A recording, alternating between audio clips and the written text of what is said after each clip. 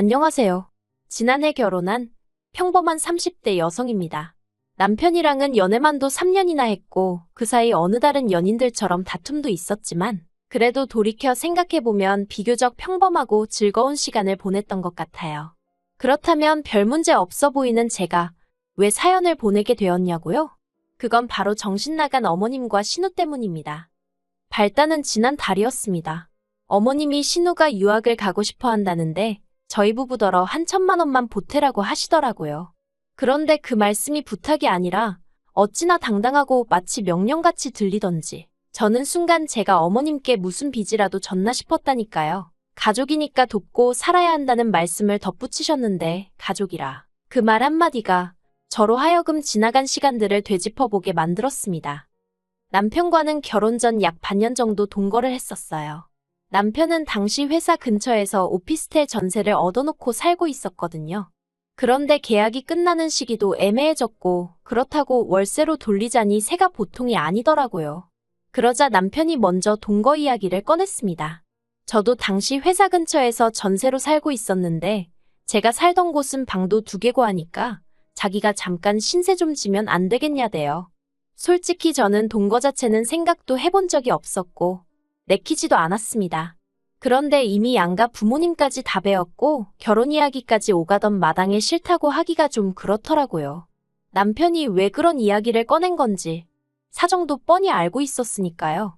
게다가 제가 거절을 하면 남편이 그 6개월 더 살자고 집을 다시 구하던지 해야 했는데 그렇게 되면 저희 결혼 자금에도 영향이 가겠다 싶은 거예요. 그래서 이런저런 조건들을 따져봐도 동거 말고는 딱히 방법이 안 보였어요.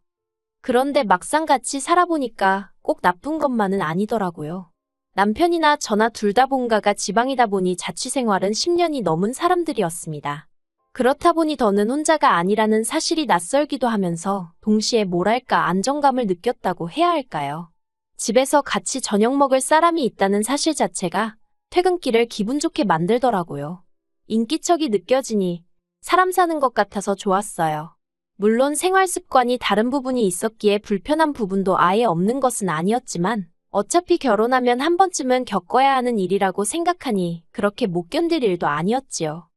그런데 그렇게 남편이랑 같이 산 지 2달쯤 되어갈 무렵 어머님께서 신우를 좀 데리고 있어달라며 부탁을 해오셨어요.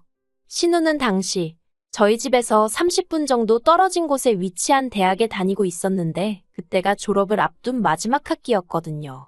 그동안엔 엄한 아버님 때문에 본가에서 서울로 거진 왕복 3시간씩 들여 통학을 하고 있었고요. 아무튼 그런데 이제 막 학기다 보니 취업 준비다 뭐다. 시간이 아깝다면서 저희 집에 있게 해달라고 시부모님을 졸랐던 모양이에요. 솔직히 이 이야기를 듣고 좀 어이가 없었습니다. 100번 양보해서 시간이 아깝다는 말도 서울에 있고 싶은 마음도 저도 이해는 했지요. 하지만 당시 어쨌든 결혼 전이었고 집도 제가 계약한 제 집이었잖아요. 자기 오빠인 남편은 엄연히 저에게 신세를 지는 중이었고요. 그러니 저에게 먼저 물어봤어야 되는 거 아닌가 싶대요. 그리고 말이 좋아 부탁이지 결혼 앞둔 예비며느리인 제 입장에선 어머님의 말씀은 통보나 다름이 없었습니다. 상황이 마음에 들고 안 들고를 떠나 선택지가 없었던 거지요. 그래서 울며 겨자 먹기로 알겠다고 하고 신우랑 같이 살게 되었네요. 솔직히 처음엔 속상했지만 그래 평생 살라는 것도 아니고 3-4달만 살면 된다 하니 지혜롭고 사이좋게 지내야겠다 생각했어요. 하지만 제가 어떻게든 싫다는 의사를 전했어야 했습니다. 솔직히 남편하고도 별 문제 없이 살았고 신우도 남편과 피를 나눈 남매이니 성격이라던가 성향이라던가 비슷하지 않겠나 싶었거든요. 그런데 제가 너무 순진했던 걸까요? 신우의 성격은 남편과는 정말 판이하게 달랐습니다. 매사 시원시원하고 그러면서도 옳고 그름을 따질 줄 알았던 남편과 달리 신우는 소위경우라는 게 없더라고요. 제가 신우랑 있었던 일을 다 말하자면 끝도 없는데 한두 가지만 말해볼게요. 일단 저는 퇴근 후엔 항상 간식이라던가 먹을 걸 사들고 집에 갔어요. 원래는 간식을 그다지 좋아하는 편이 아니었는데 남편과 같이 살기 시작한 이후로는 그렇게 같이 뭐라도 먹으면서 TV도 보고 영화도 보고 그러는 게 좋더라고요. 그런데 이제 신우가 오게 된 이후로는 저희 둘 것만 달랑 사갈 순 없잖아요. 그래서 인원수에 맞춰서 3개씩 사가기 시작했습니다. 그리고 그렇게 되면 제가 일일이 말하지 않아도 하나는 남편 거, 하나는 제 거, 하나는 신우 거 이렇게 암묵적으로 정해져 있는 거 아닌가요? 하지만 어이없게도 제가 씻고 나온다던가 제가 잠깐 다른 일을 한다던가 그러면 그새 제 몫의 간식이나 먹을거리가 사라지고 없는 겁니다. 막말로 냉장고에 있던 간식을 쥐가 물어갈 리도 없고 도둑이 들었을 리도 없고 그런데 그럴 때마다 남편도 신우도 자긴 아니라고 딱 잡아떼더라고요. 정말이지 그 2, 3천 원짜리 간식 때문에 마치 형사라도 된 것 마냥 따지고 들기도 뭐해서 그냥 몇 번을 넘어가긴 했는데 몇 번 비슷한 일이 반복되니까 너무 짜증나는 거예요. 그래서 언젠가부턴 저도 제 몫의 간식은 저랑 남편이 쓰는 방에 따로 챙겨놓거나 냉장고 깊숙이 숨겨놓고 그랬네요. 그래도 결국엔 없어지기 일쑤였지만요. 아무튼 그런 날들을 보내던 중 하루는 대대적으로 대청소를 하게 되었습니다. 신우한테도 대청소한다고 시간 비워놓으라고 했었는데 신우는 까먹었다며 홀랑 외출한 상황이었고요. 얄미워서 신우가 쓰는 방은 빼고 해버릴까 하다가 그러다 괜히 문제 생기면 집주인한테 전화 욕먹지 싶어서 그 방도 청소를 해주려고 방문을 열었는데 세상에 막말로 돼지우리가 따로 없더라니까요. 하루에 샤워도 2번씩 하고 화장을 하는 건지 그림을 그리는 건지 그렇게 공들여 화장도 하는 신우였는데 방은 아주 개판을 쳐놨더라고요.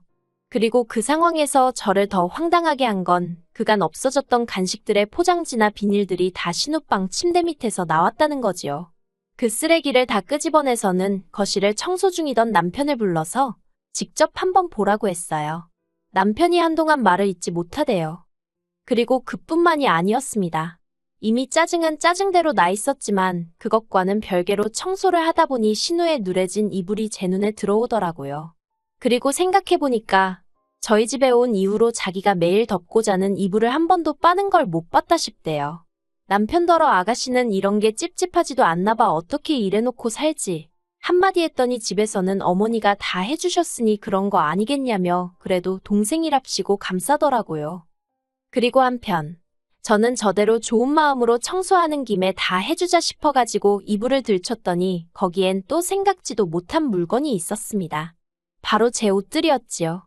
그동안 찾아도 없길래 내가 세탁소에 드라이라도 맡겨놓고 안 찾아왔나. 친정에 갖다 뒀나 하고 막연히 생각만 하고 있던 옷들이 거기 다 있더라니까요. 같이 이불을 끄집어내던 남편도 신우 침대 위에 아무렇게나 포개진 제 옷을 보더니 한숨을 푹 내쉬대요. 그리고는 잠시 저를 쳐다보더니 그대로 신우한테 전화를 하러 가더라고요. 저는 저대로 어이가 없어가지고 남편을 말려야겠다 뭐 그런 생각도 못했습니다. 그리고 1~2시간이나 지났을까? 신우가 집에 들어왔어요. 그런데 저는 솔직히 신우가 꽤나 기죽어서 들어오지 않을까 싶었거든요. 그런데 이게 웬걸.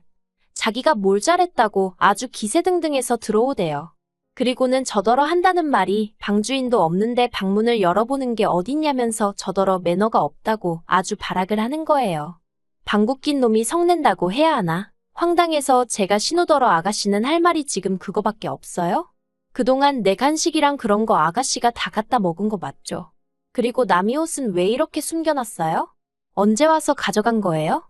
하곤 다다다다 쏘아댔습니다. 신우가 당황을 한 건지 점점 목에 핏대를 세우더니 기껏 한다는 소리가 자긴 제가 무슨 말을 하는 건지 모르겠대요. 저더러 혹시 자길 쫓아내고 싶어서 제가 이런 상황을 꾸민 것 아니냐는 헛소리까지 하더라니까요. 아주 신우가 눈을 희번덕거리면서 달라드는데 쌍욕을 해줄 수도 없고 이걸 어떻게 하지 그러고 있었습니다. 그런데 그때였어요. 벼랑간짝하는 소리와 함께 남편이 신우 뺨을 때렸더라고요. 그러면서 지금 뭘 잘했다고 그러냐며 저한테 당장 사과부터 하라 했습니다. 하지만 신우는 사과 대신 벌개진 뺨을 부여잡고는 남편과 저더러 재수없다며 욕을 하곤 그대로 집을 나가버리대요. 그리고 이튿날 신우는 보란듯이 어머님과 함께 집에 들어왔어요. 밤새 걱정했기에 안심이 되면서도 동시에 어머님을 뭐 한다고 모시고 왔나 싶어서 솔직히 한심하더라고요. 일이 커질 것은 불보듯 뻔한 일이었으니까요.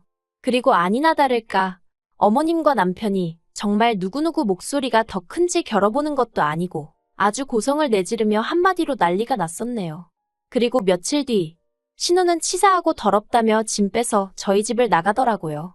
생활비도 한 푼 안 내면서 밥은 따박따박 다 챙겨 먹고 잠도 잘 자놓고 말이에요. 여기까지 적고 나니 그런 꼴을 보고도 제가 왜 결혼을 했는지 궁금하실 수도 있겠네요.